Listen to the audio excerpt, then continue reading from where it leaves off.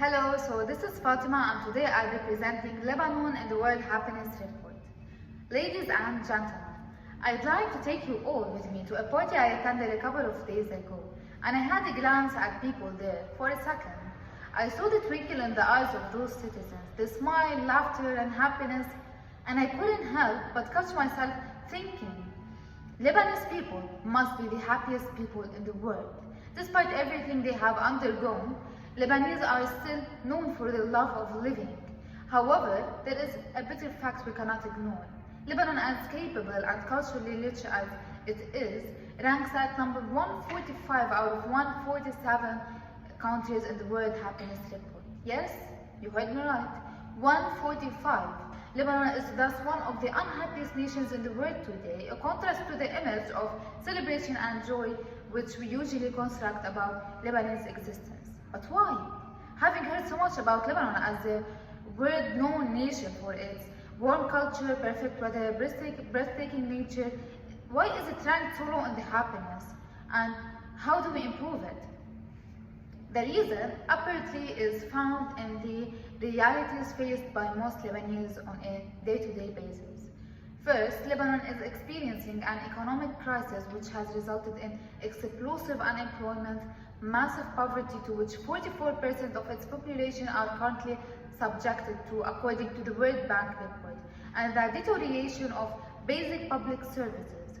Moreover, educated young people and others are immigrating to find better opportunities elsewhere, and those who stay behind are typically exposed to denial of access to healthcare, education, and even basic things like food and shelter, as well as the psychological crisis in Lebanon, where a third of Lebanese people, about 65%, suffer from one or more mental disorders ranging from depression and anxiety to post-traumatic stress disorders, according to Kara.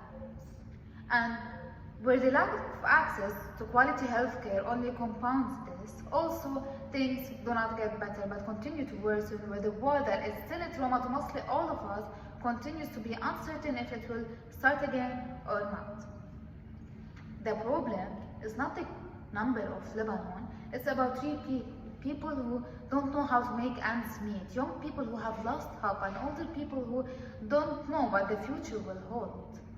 This is not an economic issue only, it is a mental health crisis that affects individuals' capacity to live with hope, with dignity and joy. When human beings are faced with the struggles of life on a day-to-day level, whether it is the fear of losing employment, the misery of being unable to pay for basic medicine, or the misery of being a citizen of a country torn apart by the civil war, their well-being is in the balance. Lebanon's score of 145 shows the impact of such issues on day-to-day existence. So, what should we do? Are we going to sit and look on it or take action? In spite of all the issues, there is hope. It is never too late for Lebanon, but it takes time, effort, and commitment to rebirthing Lebanon, economically and emotionally. First of all, we need to build the economy. It achieves this by creating employment, regulating the supply of money, and making an investment in public services like healthcare and education. We cannot hope for people to be satisfied with what they are having when they cannot even get the most basic things in life. Secondly, we need to highlight issues concerning mental health. More psychiatric care and mental illness counseling must be given to those in need. Mental health treatment can be a great asset in helping people find their joy and hope once more for the future. Third, we must encourage community engagements, which are most likely to be the care support system for those in need.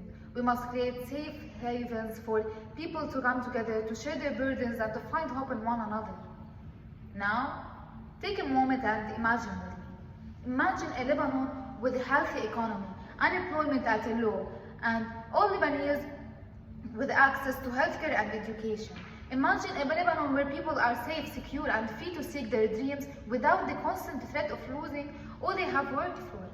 It is not a faraway dream, it is within reach. Lebanon can again be a prosperous center of culture and creativity in the Arab world, of individuals who are living, but above all, thriving. Lebanon can again be a sign of happiness, resilience, and hope.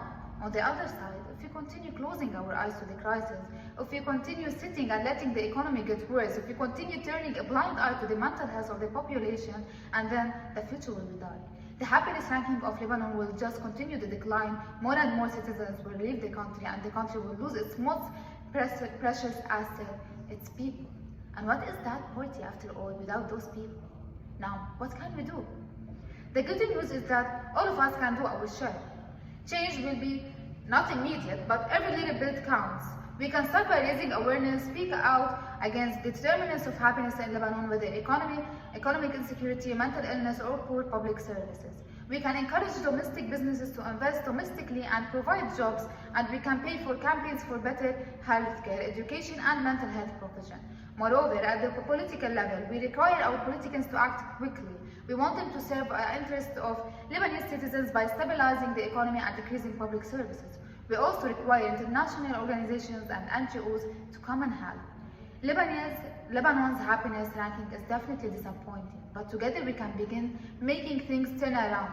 Every small effort matters. Being a voice for change, volunteering, or giving donations, we can all be a part of the big picture. We can all do it. Every little bit counts. All of us can be part of the effort in increasing Lebanon's happiness level.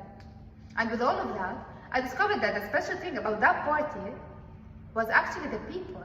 The Lebanese people whose good is valuable and needs more than to survive. They need to prosper, they need to hope, they need to be happy, they need to thrive.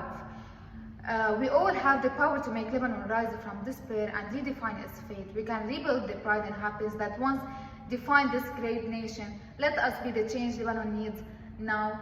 Please take a step for a better Lebanon, to save our Lebanon, and thank you.